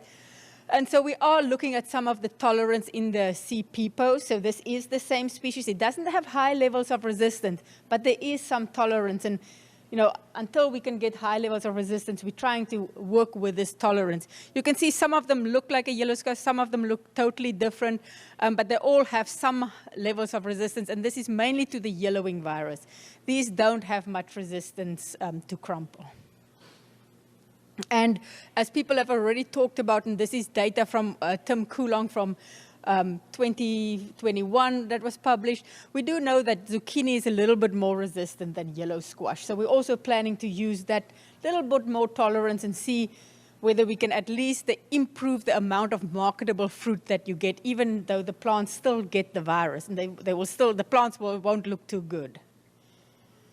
And so this is what you would normally see. So, you know, this is the yellow squash, the zucchini, and some of the other lines that we have in C. pepo. They still have symptoms. I would make a mistake. They still have symptoms, but they generally don't have the silvering, and they look a lot better. You can think you can still get a fruit from that plant. And here's kind of what we are looking at. This was from our field trial this year in Tifton, or 2024. This is what the yellow squash looks like. So here's a plant that's, you know, one of the better plants. It has symptoms, but the fruit is totally marketable. So that's what we are looking at when we talk about tolerance. So in the short term, you know, we're working with this kind of intermediate resistance. So, you know, if the whiteflies are not too bad, you'll still get, you know, yield out of these plants instead of basically getting nothing. And then if we look at the longer term with the butternut squashes, and the wild species. So you can see what this wild species look like. It doesn't even look like a squash, right? It looks more like a watermelon. So obviously this is going to take long. This is the Waltham butternut. Ted also talked about that is highly resistant. And then this Nigerian local is very resistant. These are all the ones we have to go through this long tissue culture process. But they are very resistant. And just to show you what I'm talking about, and excuse the weeds here, this was the first year I used this field in Tifton, and I underestimated the weed pressure. But you can see this plant, and then you can see all the other plants around. So this is extremely highly resistant.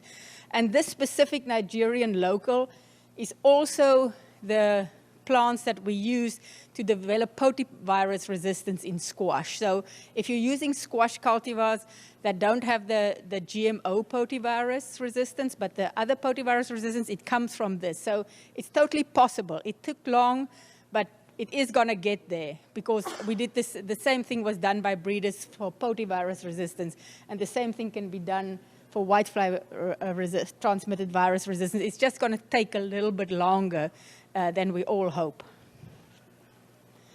And so what are we doing to speed this up? So yes, we can't really do much about the fact that we have to do embryo rescue and, you know, take that long process through tissue culture.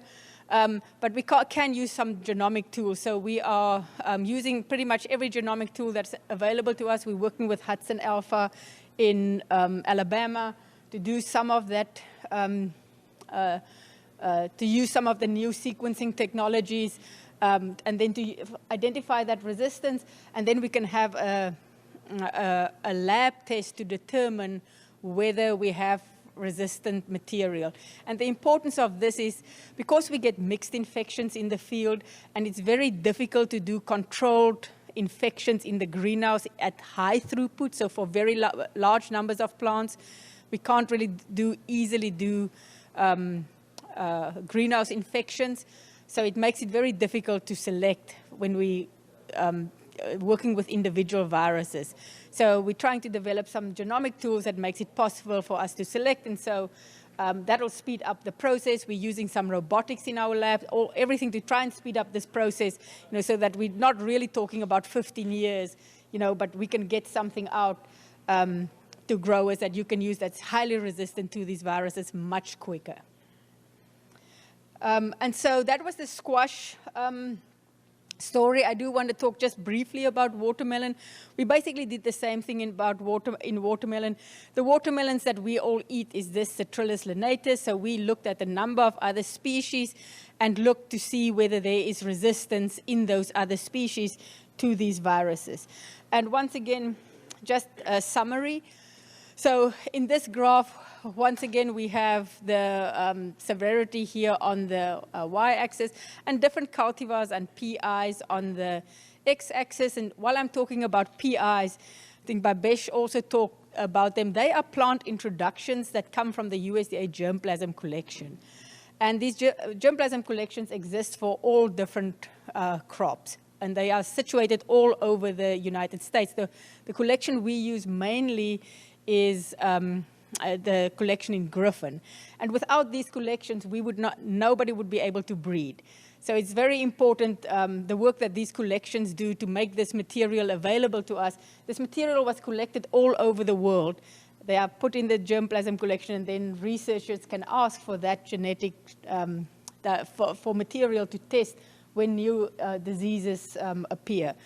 And so very important work that they do. So you can see we tested some cultivars here also. I highlighted Estrella here just to make it a little bit easier so we don't have to look at everyone. So Estrella here.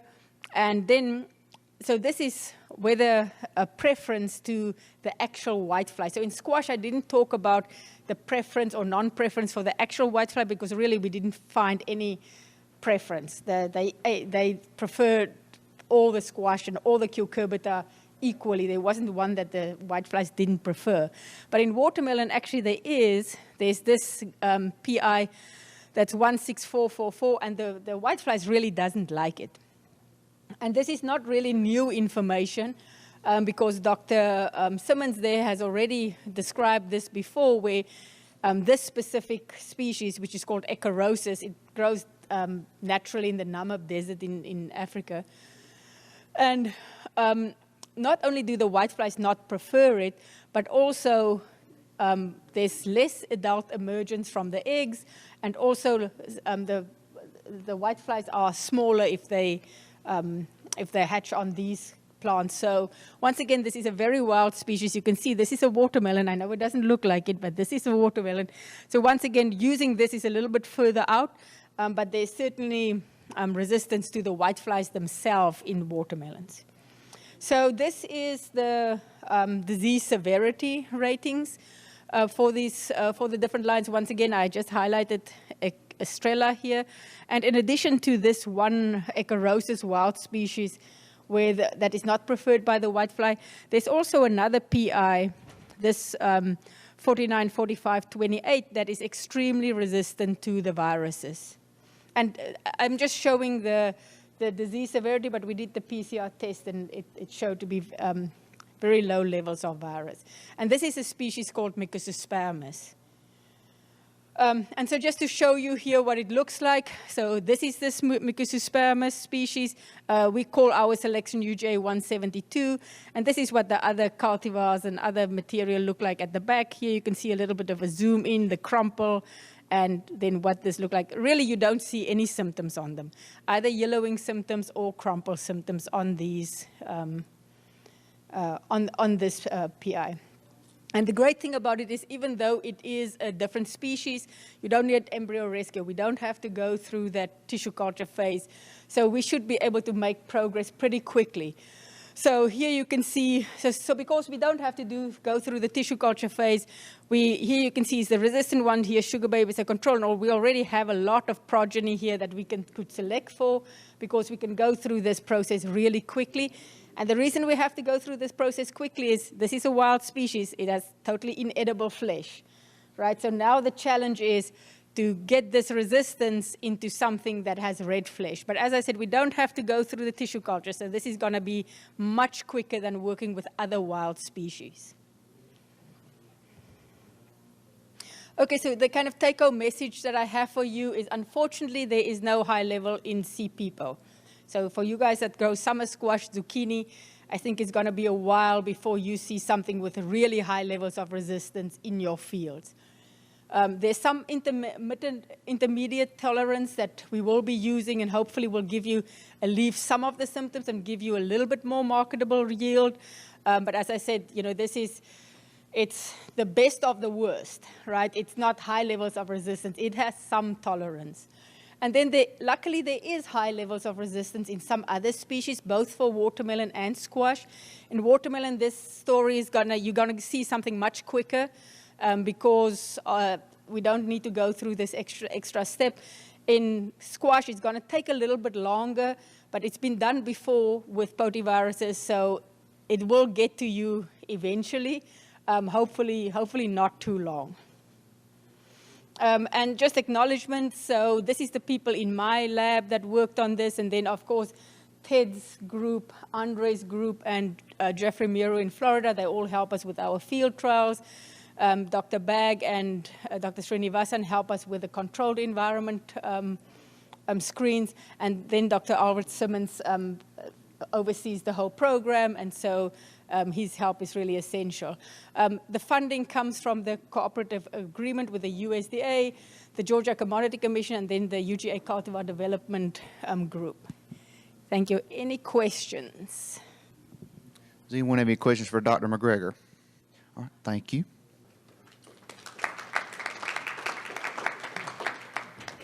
Our next speakers will be Dr. Andre Da Silva and Dr. Paulo Cremonez from Auburn. Are they? I saw Paul. There's Andre. Okay. Good morning, all. My name is Andre Da Silva. My talk today is going to be short since I'm also sharing the stage with Dr. Cremonez. He's our new entomology specialist in Auburn University. And I'm going to just give what I want to give an update here is more focused on the growers. Since we have talked with a lot of research recently, I want to update the growers on how they can manage whiteflies using drones. And then Dr. Cremonez will be talking more about the insecticides and how we are and what to apply to manage it in Alabama. So where and when is whitefly impacting whiteflies in Alabama? So in the past year, 2023, whiteflies were a problem in the south mostly, and now we are starting to see it a little bit northern in the state. What we noticed this past year is whiteflies are going much more into our greenhouse. Just to give an example, Alabama hosts bone plants. They are in Greenville, Alabama. They have about 180 greenhouse where they grow all their plants, mainly tomatoes and herbs. If you go to Walmart, Tractor Supply, any Home Depot, you're going to see a lot of their plants there. And in every single greenhouse we go, we find whiteflies. And now we are seeing a lot of whitefly even in rosemary, which is a herb. And that's a problem because which means to us that whitefly during the winter, they can stay in those greenhouses, and then we are starting to see it more north and north in the state. Just to give you guys an update, I have a lot of my trials and growers north of Birmingham, north of Montgomery, in Cullman area, and in Chilton, I mean, and we are seeing whiteflies right there, even in brassicas. So yes, that's where we are. So in 2024, pressure were reported in central and southeast counties, which was similar to 2023, but what was reported a lot is in greenhouse. So here is where we have most of our vegetable production, while we have tomatoes in the north. North is not a problem. We are not facing a problem for tomatoes in the north yet. But as I said, my talk today was to give an update to you guys about the use of drones. Last year, I talked a little bit about the DJI T40, how is the cost. We start to test the DJI T40, but an update is that the T50 was released in April this past year, 2024, and we have new technology as well. But it doesn't mean that what I'm going to show here cannot apply for the T50, but we did our trials with the T40. So last year, as I said, we tested the tractor, regular application, the boom, versus the T40 versus terrestrial drone, like we call the R150. We see where it was being applied, what are the pros and cons of each of them. So basically, it's a precision application, improvement on uniformity, and save on product and labor. That's the use of technology. The cons is you are battery dependent. Yes, if you are using a drone, regardless if it's terrestrial or a regular drone, a flying drone, you're going to need to have a spare battery in order to apply. Specific trainings, you're going to have specific trainings, but and the lifespan of the equipment, we don't know. Every year we have new technology, so we need to constantly update our equipment in order to know that. So this past year, what we have is, instead of only trying it against the regular applicators, we start to use it heavily on tomato crops. And we start evaluating 18 treatments. I won't want to go specifically on each treatment, but what we did is a mix of fly speed, droplet size, and application volume. Okay? So those are the ones that we evaluate. All the possible combinations which give us 18 treatments. When we did that, we identified 3 main treatments that should be used, which is a high-quality fine droplets, a high-quality medium droplets, and a high-efficient coarse droplets. In short, is increasing the droplet size. But those are the ones, parameters based on the treatment, which is speed, the droplet size, the volume, and the swath area. The swath area, it's the area that you are applying your spraying. What we try to do is to cover 3 beds of tomato in each pass, which is a 6-foot center-to-center bed. So we are trying to cover 3 beds. So you fly 1 time, 3, you come back in the field 3. That's basically what we were trying. And why we did use this is because when you are applying for insecticides, you want to have, for contact insecticides, somewhere between 50 and 70 drops per square centimeters. I know I'm talking about square centimeters instead of square inches, but just think that 1 square centimeter is 2.5 square centimeters is 1 inch. This is fine to medium droplet size, while the systematic insecticides should be somewhere between 20 and 30 drops per square centimeter, medium course. So that's what we were trying to identify in our plants. So here is just for you guys to see our spraying. We put a dye in our spray so you could see we're doing our application and in our tomato plants and where we are in the in the stage of the development. We're going to talk a little bit about this, but this is how we did apply our treatments. And what did we do is we measured the droplet density. We measure where the drop density that we found is for the treatment 1 and 2, that is the high quality fine droplets and the medium droplets. These were our best treatments. During the season, in the plant, Of course, we expected a better application in the up of the canopy than in the bottom of the canopy, in the lower of the canopy. So it was regardless of treatment. And as we have plant being developed in stage 1, 2, and 3, where 3 is the full-size plant with flowers, we found a better coverage as younger is the plant. So as whitefly have a most impact early in the season, that's better for you to do that. We love it to see these results, regardless of treatment size. So basically, our best treatment was a high qualifying droplets and a medium droplets. So what is the take-home message that I want to give you guys here? Because I'm short in time since Dr. Cremon is going to be talking is, if you are spraying for whiteflies, do it as a lower speed, higher application volume, and fine droplet size. It will increase your coverage and drop density within the effective swath. Remembering, effective swath is that 3 rows or 3 beds of application. Increase the time over the target. It will allow you a greater liquid delivered or delivered of the product and a denser spray cloud.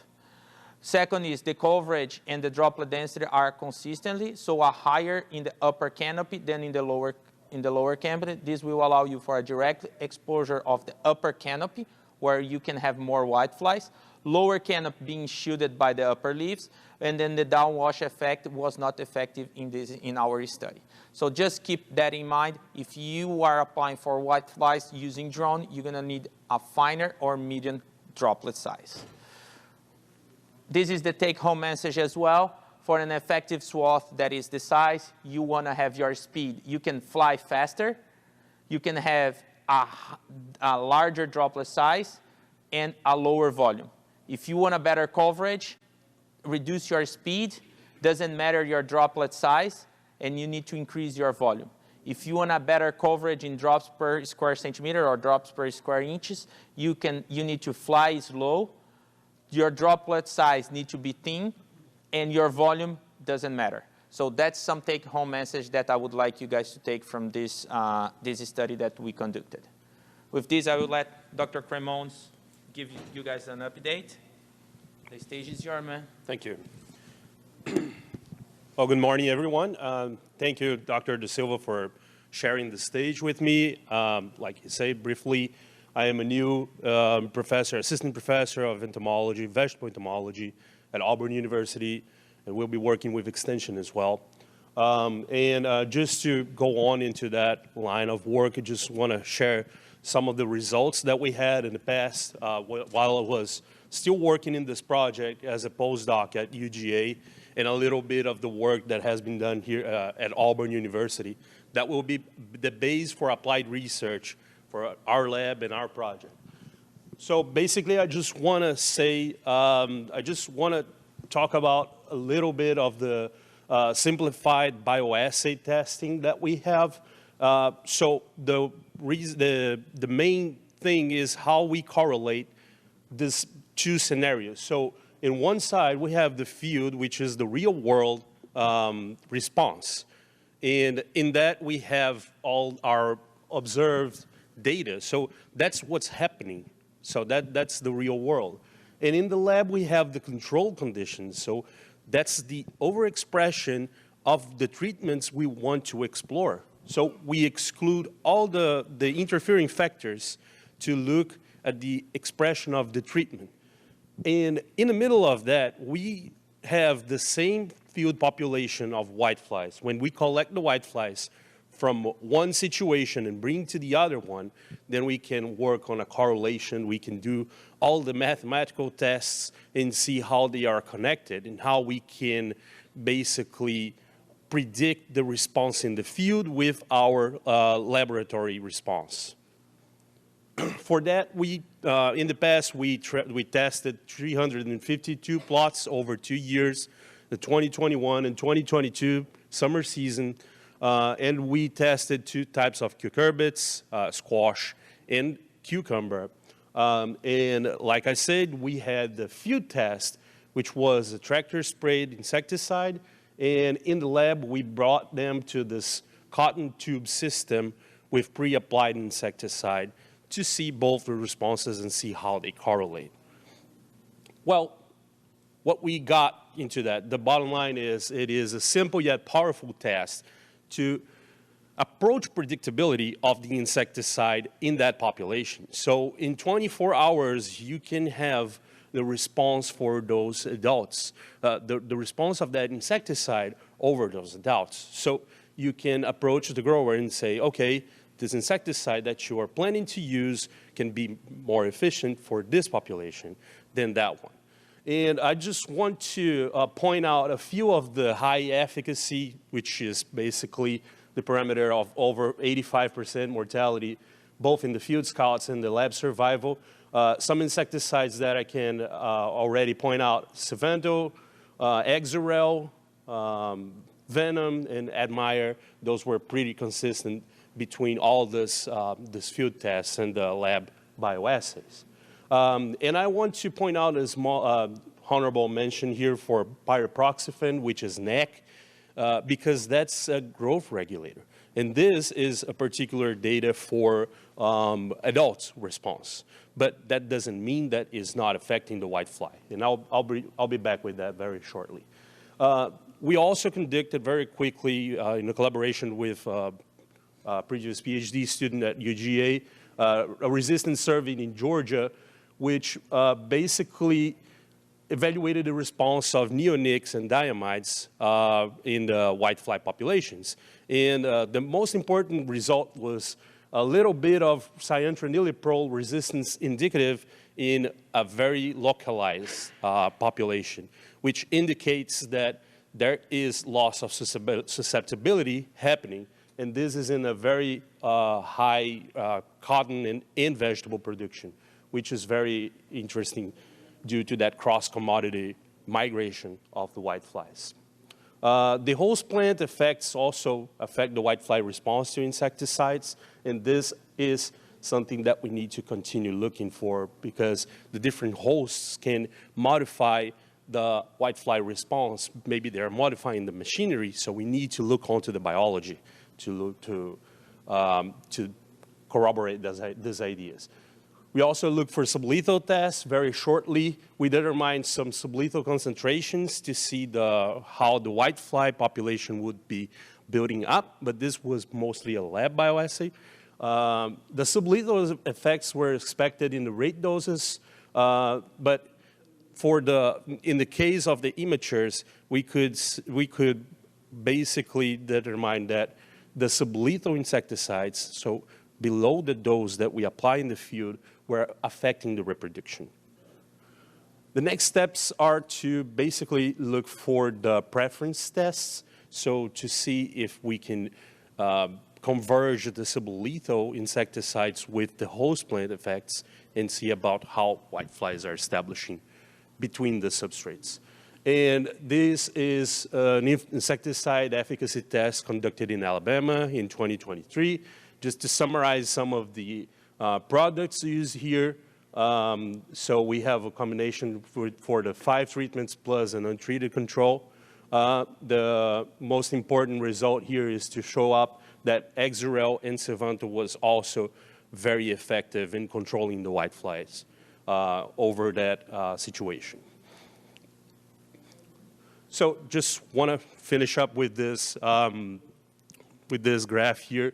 I just want to point out that there is a new version of the Southeastern U.S. Vegetable Crop Handbook you can download using this QR code. You can also ask me anytime. But basically, the most important thing that is preached by the Insecticide Resistance Action Committee is rotation, rotation, rotation. So use different groups, use different modes of actions of insecticides so you're not building up resistance, especially for whiteflies that are reported to have resistance to over 70 different types of insecticides, right? So just to summarize, for sweet potato whitefly, we have very good options. So the top shelf that we found out for our situation is Exirel and Symbionts. Both are different groups, so we can basically use them in a rotation scheme. Other very good options are Venom, Assail, and Admire, which are 4A, which is neonics. Admire, although I just pointed out here that it might be developing resistance in some populations. We need to look further into that. So we need to find other options with different modes of actions, like NEC, that will basically low down the population buildup because affects the immatures. Good options also includes PQZ, Movento, and Courier. Both are different modes of actions that you can see here. And some fair options are Thorac, Belief, and Belay. So the overall take-home message that we want to give you is that for growers, strategically plant vegetable crops in time is key for managing the whiteflies. Drones are definitely an optional method of spraying. This is conducted by Dr. De Silva, is a very good point. Exero and Savanto are still our very best option to go in the region. We will continue evaluating that. Roll cover and silver plastic are an alternative to minimize the whitefly pressure. And for the future, we will conduct new applied research with a fast-focused strategic plan. So now establishing the entomology part on the whitefly team at Auburn University will provide us with that. And we will seek improvement of the IPM strategies. For example, for the bioassay field, we plan on refining this experimentation so we can approach the maximum predictability. And I would like to thank the USDA for the project and the IR4 project. And if you have questions, please feel free to address it. Thank you, sir. Any questions for Dr. Cremonez or Dr. De Silva? Okay. Well, that was the last of our speakers. So I'd like to thank all y'all for coming out today, and I'd like to thank our speakers also for their presentations. And